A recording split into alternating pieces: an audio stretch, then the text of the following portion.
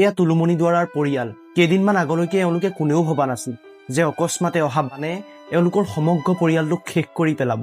কিন্তু কেইঘণ্টামানৰ ভিতৰতে সকলো শেষ হৈ গ'ল।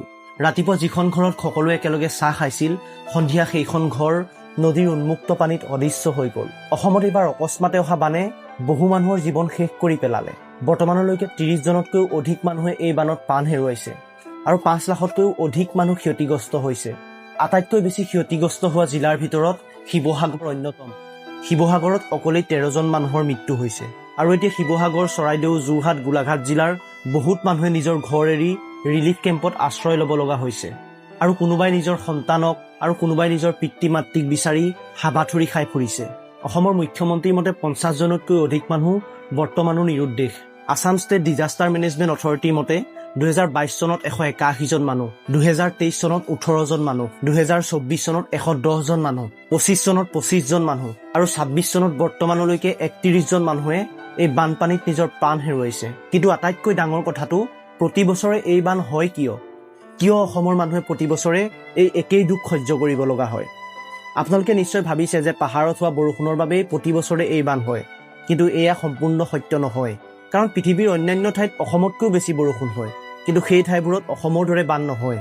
ইয়াৰ প্ৰথম আৰু আটাইতকৈ ডাঙৰ কাৰণ হ'ল ব্ৰহ্মপুত্ৰ নদী। তিব্বতৰ হিমবাহৰ পৰা আৰম্ভ হোৱা এই বিশাল নদীখন অৰুণাচল পাৰ হৈ অসমত সোমায়।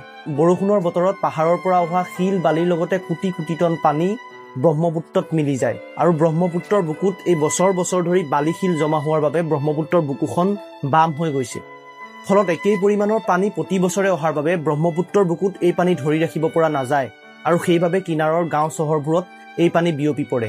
কিন্তু কেৱল ব্ৰহ্মপুত্ৰই নহয়, এই একেই সময়তে ব্ৰহ্মপুত্ৰৰ কিনাৰৰ উপনদীবোৰতো পানী বৃদ্ধি পায়, যাৰ ফলত অসমৰ বান পৰিস্থিতি নিয়ন্ত্ৰণৰ বাহিৰ হৈ যায়। আৰু ইয়াৰ পাছত আহে আমি নিজেই সৃষ্টি কৰা কিছুমান কাম। বালিৰ খনন, নদীৰ পাৰ দখল, জধে মধে পাহাৰ ভৈয়ামৰ গছ গছনি কটা আৰু এই নদী বান্ধবোৰে বানৰ ভয়াৱহতা অধিক বৃদ্ধি কৰিছে। আৰু কিছুমান বান্ধ সময়মতে মেৰামতি নকৰাৰ বাবে সেই বান্ধবোৰ ভাঙি এই পানী গাঁও আৰু নগৰত সোমাই আহিছে। কিন্তু এটা সঁচা কথা, বানপানী অসমৰ বাবে নতুন কথা নহয়। হাজাৰ হাজাৰ বছৰ ধৰি এই নদীবোৰে অসমৰ মাটিক উৰ্বৰ কৰি আহিছে। কিন্তু জলবায়ুৰ পৰিৱৰ্তন, অতিবৃষ্টি আৰু মানুহৰ হস্তক্ষেপে এই বানক অধিক ভয়াৱহ কৰি তুলিছে। এইবাৰ উজনি অসমত হোৱা বানে বহু মানুহক বহু বছৰ পাছুৱাই লৈ গ'ল, বহু মানুহৰ বহু সম্পত্তি শেষ কৰি পেলাল।